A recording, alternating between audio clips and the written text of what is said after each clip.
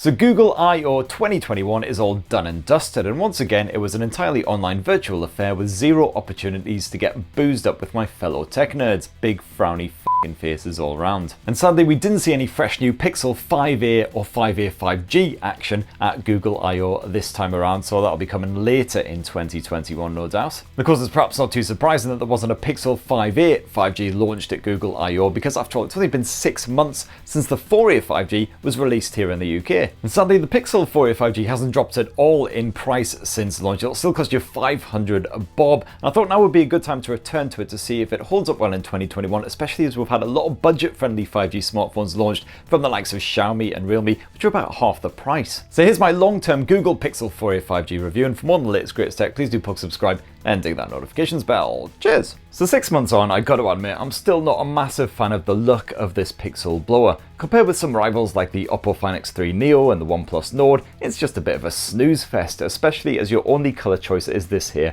black effort. You don't even get the funky two-tone finish of earlier models to jazz things up a bit. Although to be fair to Google, at least that back end isn't quite as susceptible to damage as I originally thought it might be. Beyond a couple of teeny scratches, the only sign of wear and tear is some shiny patches towards the bottom end where the phone's been constantly rubbing against my flesh. Sadly though, that Gorilla Glass 3 display has picked up a couple of light scratches as well, so I definitely recommend slapping on a screen protector to make sure it stays pristine. And it's a shame you don't get that IP rated water and dust resistance of the flagship smartphone as well, although at this sort of price point is a reasonably rare feature. It's also a shame that the Pixel 4a 5G is more of a handful than its siblings. The 6.2-inch screen may be positively dainty by 2021 standards, but factor in those chunky bezels and you will be struggling to use this blower one-handed. Now, one area where Google smartphones definitely reign supreme over the rest of their Android brethren is the software support. As far as timely updates and OS upgrades go, you can't really beat a good old Pixel. I've seen those security patches tick through every month regular as clockwork, and in the past 6 months Google has added some decent fare to Android 11 as well, just in terms of general tools and features, most of which I mentioned already in my Pixel 5 long-term review. A lot of these updates are improvements that lurk in the background, such as the adaptive sound feature, which can tweak the audio pumped out of that built-in speaker to match whatever loud and crazy or peaceful environment you find yourself in. You've also got the excellent adaptive charging feature, which can trickle charge your Pixel 4a 5G if you leave it plugged in overnight, ensuring that it hits 100% full capacity just before your alarm goes off in the morning to arouse you from your slumber. And that's just a great way of preventing the battery from overcharging and thus potentially causing long-term damage. We've seen this feature added by the likes of Sony to its Android smartphones for donkeys now, so it is great to see it becoming an Android staple. And you've got yourself a couple more years of guaranteed updates with this blower as well, so huzzah, huzzah, nice bit of future-proofing, that's what we like. Sadly, like the Pixel 5 flagship, there is no microSD memory card support here, so it's a good thing that you do get 128 gigs of storage as standard. And thankfully, Pixel 4a 5G owners will continue to enjoy free unlimited cloud storage via Google Photos for the foreseeable future,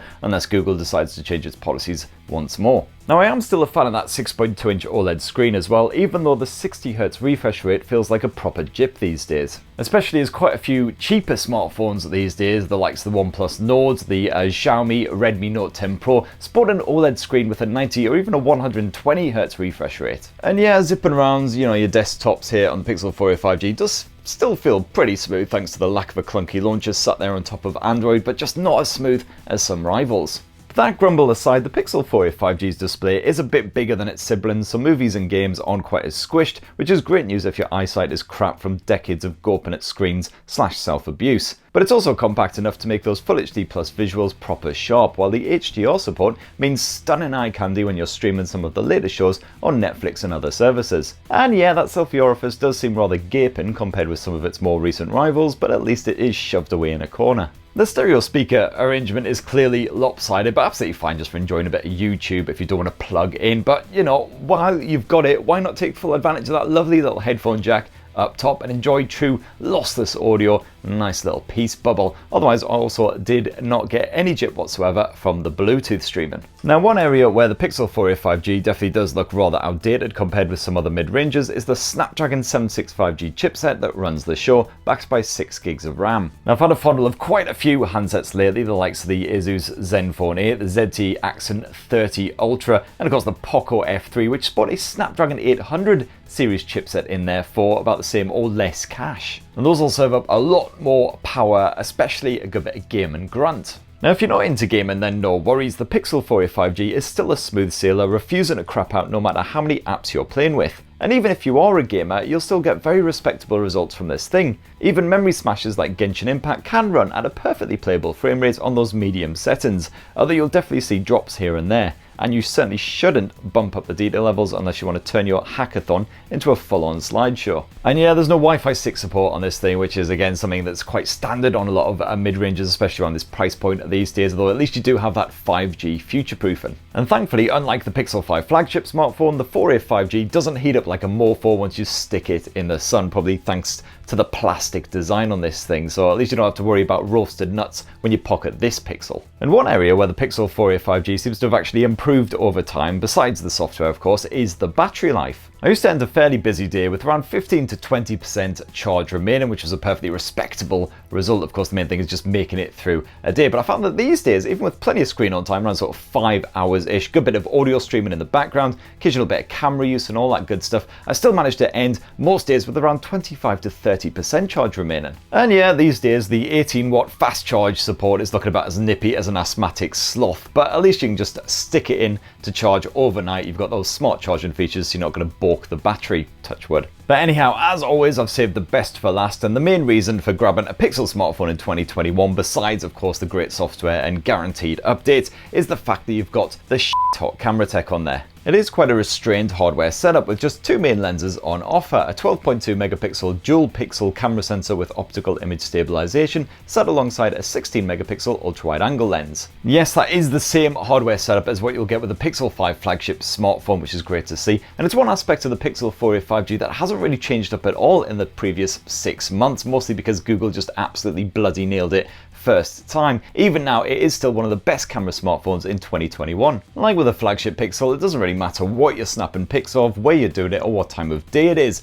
This phone will capture a natural looking photo with bugger all effort. Where bright backgrounds and skies are involved, the dual brightness controls ensure that your subject stays highlighted and no part of that picture is blown out. Indoors, my photos were rarely tainted with grain or warm colours, again appearing impressively close to what you'll see with the naked eye. And at night, you've got that bonus mode, which again serves up realistic colours and bright, well-balanced pics. No worries if you're the exhausted owner of small humans or animals either, because the Pixel 4a 5G can handle erratic movement, no worries, while the portrait mode is still among the very best. And the Pixel 4a 5G's ultra-wide angle shooter also offers a pulled back view without really compromising on the image quality. And yes, like with the other Pixel smartphones, the Pixel 4a 5G doesn't offer a pro mode, and there's very little in the way of bonus camera mode slapped on here as well. Google is definitely very much focused on point and shoot, keeping it as simple as possible. As for your home movies, you can shoot up to 4K resolution footage at 30 or 60 frames per second, and while some rivals like Samsung's flagship smartphones offer lots of tools and toggles, the 4a 5G is once again all about point and shoot simplicity, with the same fine detail and natural colour capture.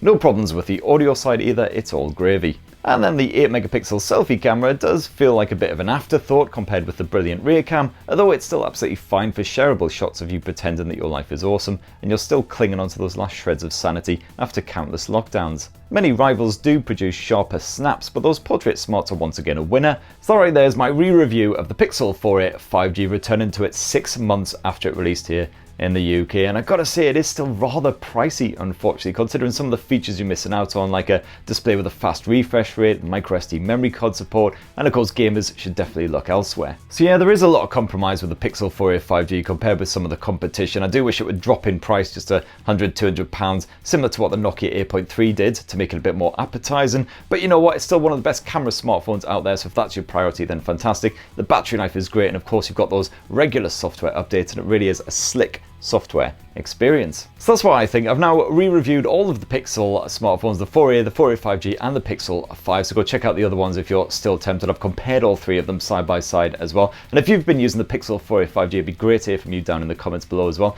Leave your own little mini review of what you love and what you maybe don't love quite so much. And for more of the latest greatest tech, please do subscribe, ding that notifications bell. Have yourselves a fantastic rest of the week. Cheers everyone, love you.